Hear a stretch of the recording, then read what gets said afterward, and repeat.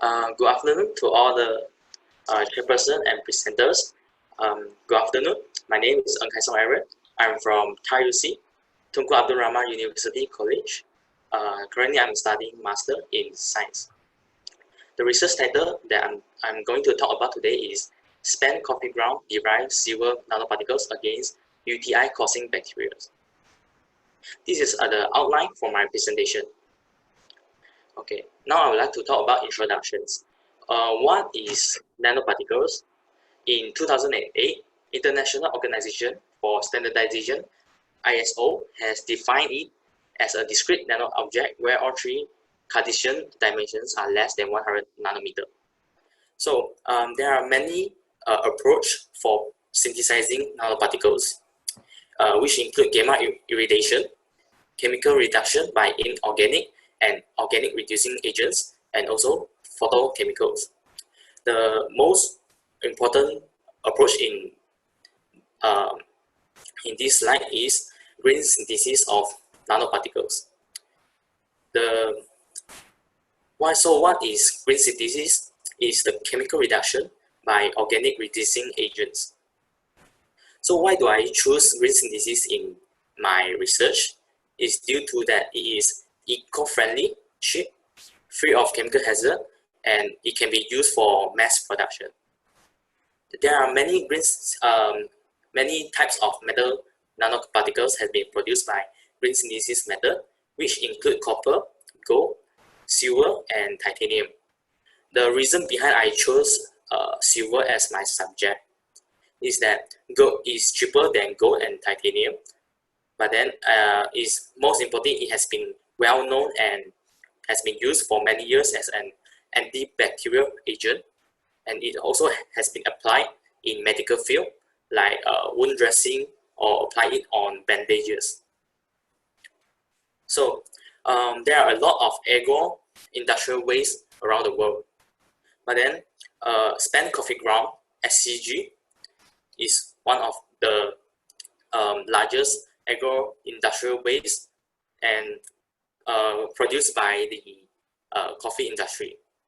Normally, they will dispose them by filling it in land, and the bioactive compounds containing in the SCG will act as a pollutant towards the land. Therefore, the SCG could be used as another approach, such as use it for producing silver nanoparticles. And the silver nanoparticles could be used as an antimicrobial agent.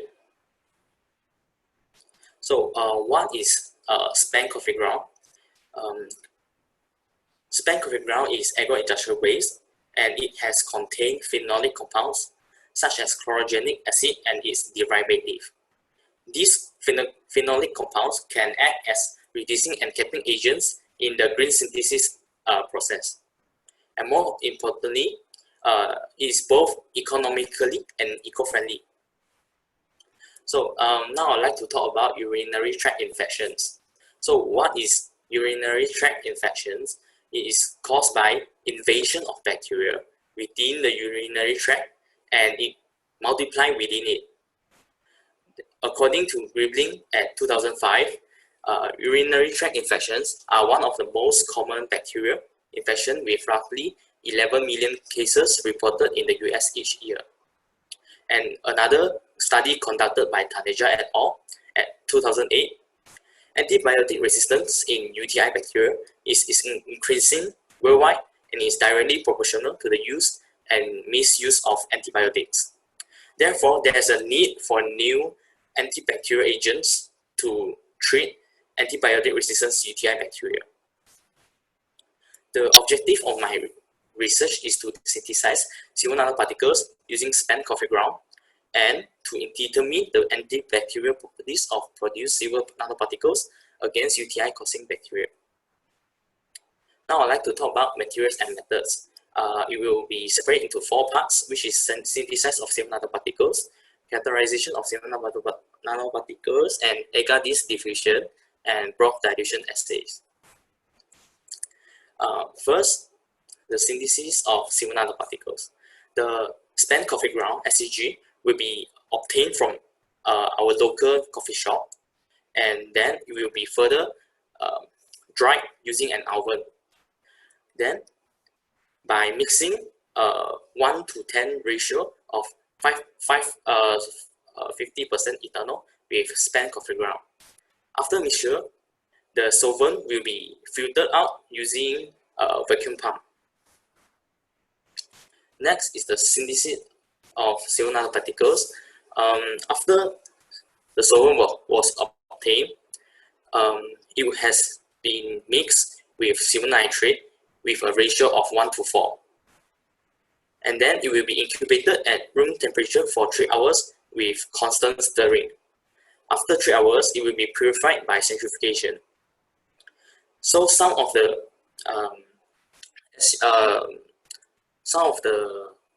pellets will be dried in the incubator, and some will be stored in 4-degree fridge. And the one stored in the 4-degree fridge will be used for characterization of silver nanoparticles using Melbourne synthesizer analyzer.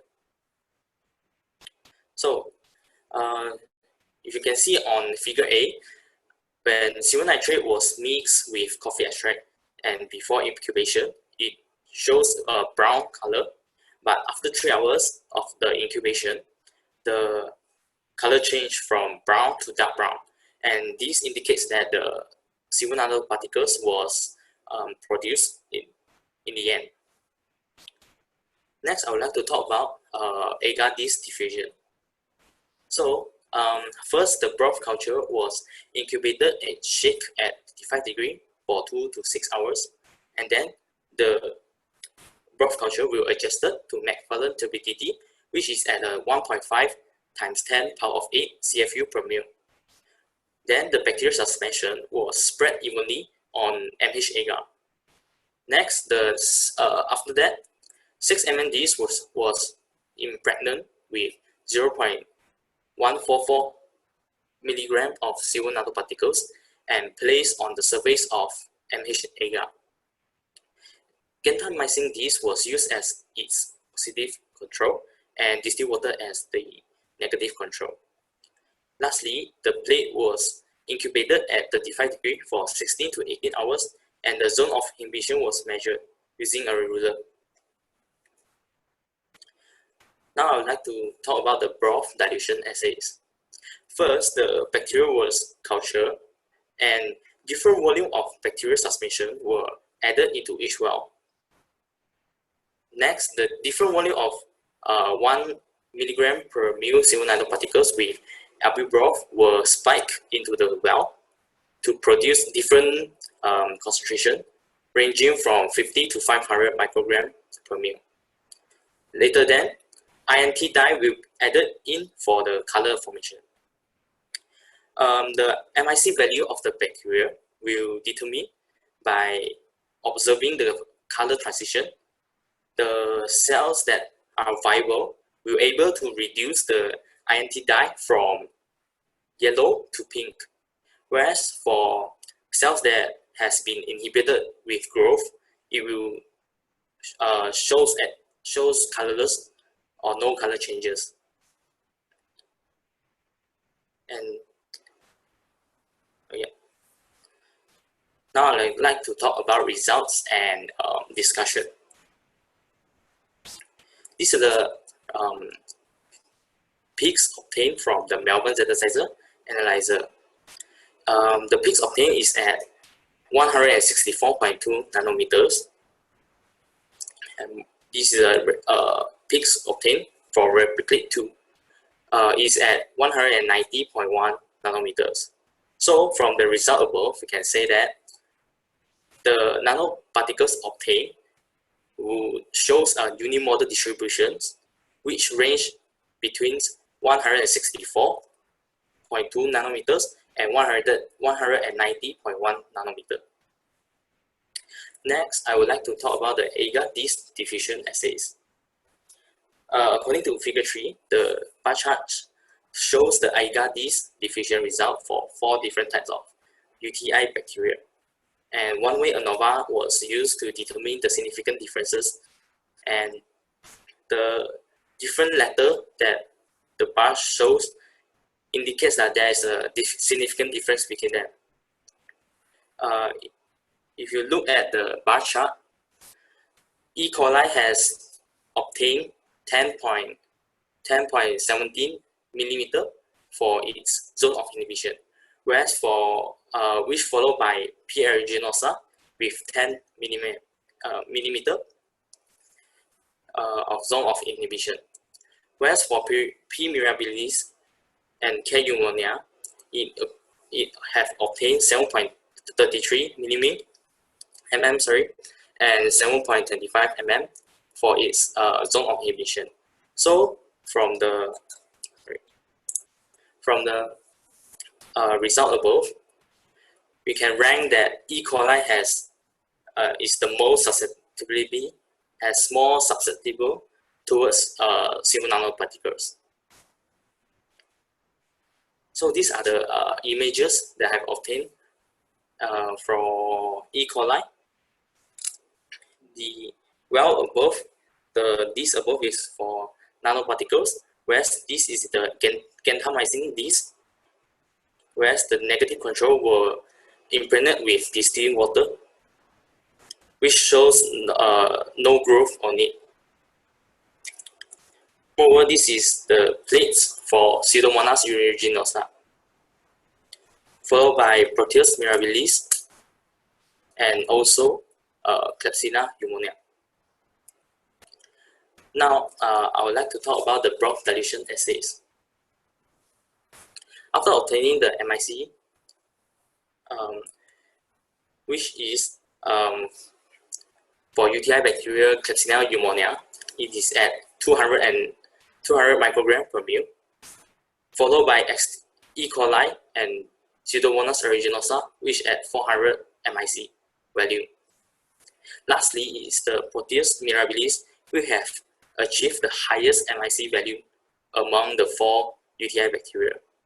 And from the results, it shows that Klebsiella pneumonia is more sensitive towards silver nanoparticles, as it has achieved lowest MIC. Okay. Now I'd like to talk about the killing mechanism of silver nanoparticle. Sorry, 3 minutes remaining. Go on. All right. So in the past years, many researchers has postulated and research on the killing mechanism of silver nanoparticles towards bacteria. And in our study, we postulate that silver nanoparticles could anchor to the bacterial cell wall and consequently infiltrate it, and also really infiltrate into the intracellular environment and release silver nanoions in the cells itself.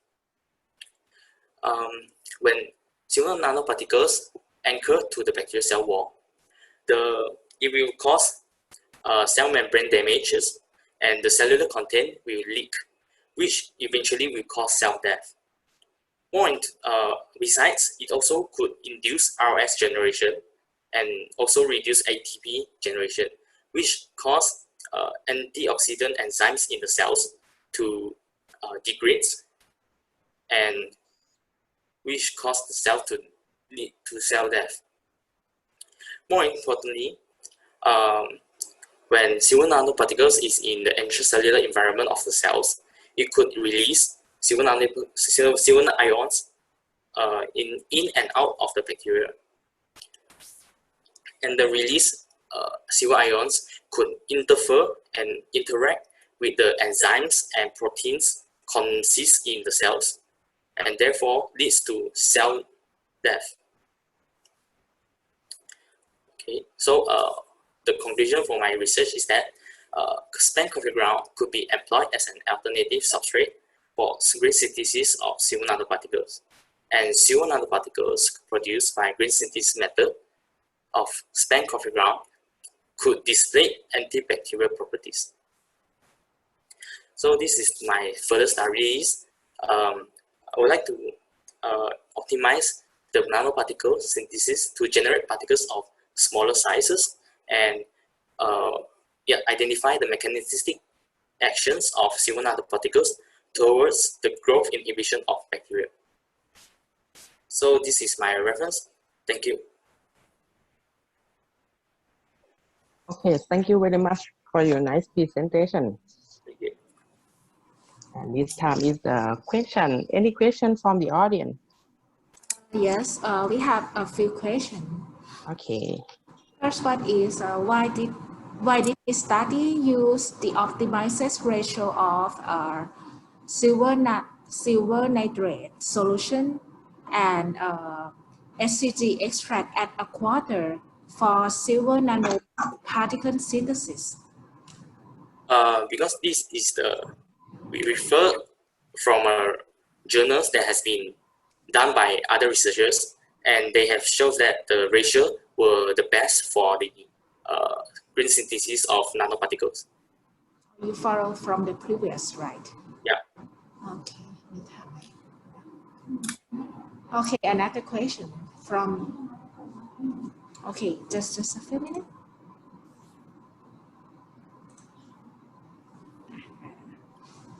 Hello, my name is Nipaporn. Thank you for the good presentation. I have two questions. My first question is that according to the antibacterial activity of the silver nanoparticle against Klebsiella pneumoniae, why did the result of agar diffusion and broad dilution assay were discordant?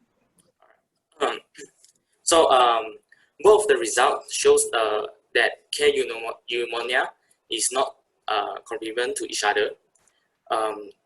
It may be caused by the agar K pneumonia could produce microcolonies or biofilm that could protect K pneumonia from antibacterial agent attack.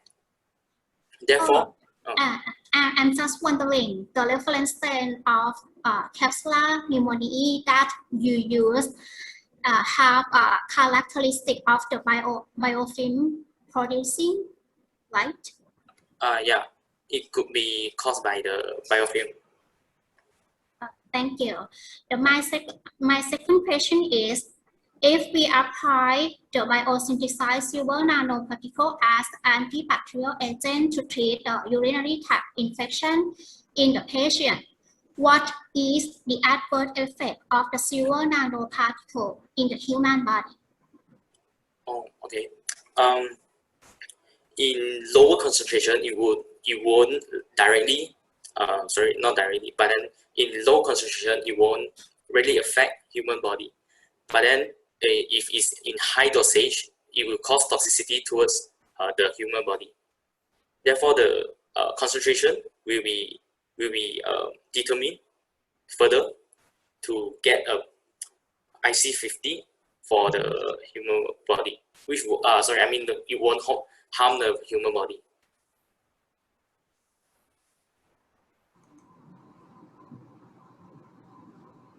Okay, that's all.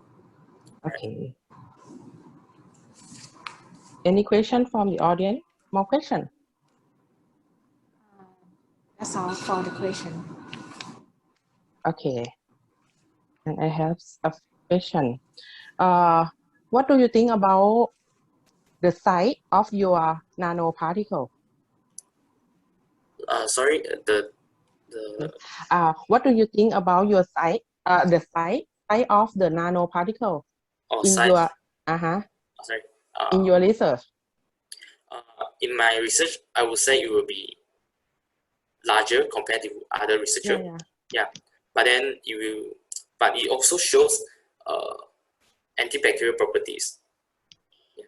So I would say I would optimize on my methodology to produce a lower size of nanoparticles. Yeah, I think the small size is better, right? Yeah. But then if it's larger, but it also shows antibacterial properties, you can say that the smaller one will be better. Because in the process that you synthesize the nanoparticle, many factors depend on the size of the nanoparticle.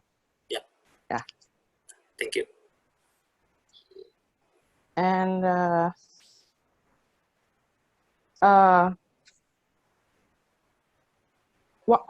what do you study about the mechanism of the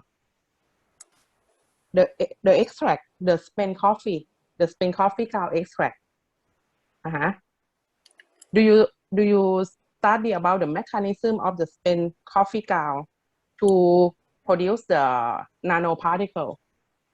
What is the mechanism? Right? Oh, the mechanism behind is that the phenolic compounds contained in the spent coffee ground could reduce silver nitrate into nucleus like silver ions, and also it has capping agents which will aggregate the silver ions into silver nanoparticles. This is known already, right? Yeah. Okay. And what about the morphology of your nanoparticle?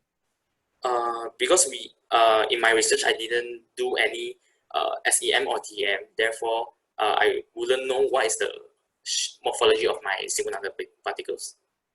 You see about only the color change to confirm that you get the nanoparticle, silver nanoparticle, right? And also Melvin zeta sizer.